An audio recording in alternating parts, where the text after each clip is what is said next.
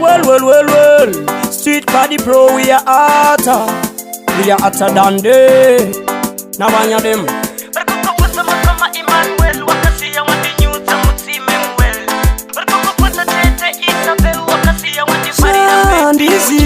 Kukoka wakaenda chichaka kutatisa kutoka Wakandifunza ndoti wakaenda nepi Nichava utahere kutinda kasusiwa na wachivu Chizo chaku ndochiwona pas nepi Kama usipo nirindeka mudiwa kunenge kutamba Mumoyo mangu munekepi Dari watoka nekutimbuva ili kutofamba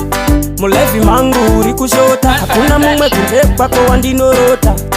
Moyo wangu nenge mota Yakaparara inosaiwa anoisota Mulevi mangu waive driver Ndanyura murudo waive si driver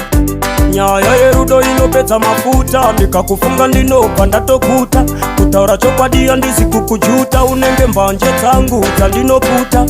Kana usipo ndenge sticha sina padi Ndinenge chupu ndikukwarira mukati Handiziepi Kukoka wakaenda chichaka kutatisa kutoka Wakandifunza ndoti wakaenda nepi Nichava utahere kutinda kasusiwa na wachivu Chizo chaku ndochiwona pas nepi Kama usipo nirindeka mudiwa kunenge kutamba Mumoyo mangu munekepi Dari watoka nekutimbuva ili kutofamba Chinokutasao kuisa phone call Chimbonde wotapanaka tatsande papiko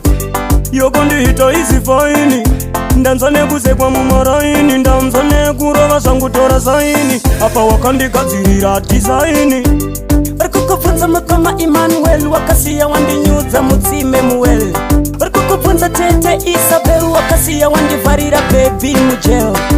Handiziepi Kukoka wakaenda chichaka kutatisa kutoka Vakandifunza ndoti wakaenda nepi Nichava utahere kutinda kasusiwa na wachivu Chizo chaku ndochiwona pas nepi Kama usipo nirindeka mudiwa kunenge kutamba Mumoyo mangu munekepi Dari watoka nekutimbuva ili kutofamba Mulevi mangu uri kushota Hakuna mumwe kuntekwa kwa wandinorota Moyo wangu nenge mota Yakaparara inosaiwa anoisota Mulevi mangu waive driver Ndanyura murudo waive si driver Nyaya yerudo inopedza mafuta Ndikakufunga ndinopa ndatokuta Kutaura chokwadia ndisi kukujuta Unenge mbanje dzangu dzandinoputa Kana usipo ndenge sticha sina padi Ndinenge chupu ndikukwarira mukati Handiziepi Kukoka wakaenda chichaka kutatisa kutoka Vakandifunza ndoti wakaenda nepi Nichava utahere kutinda kasusiwa na wachivu Chizo chaku ndochiwona pas nepi Kama usipo nirindeka mudiwa kunenge kutamba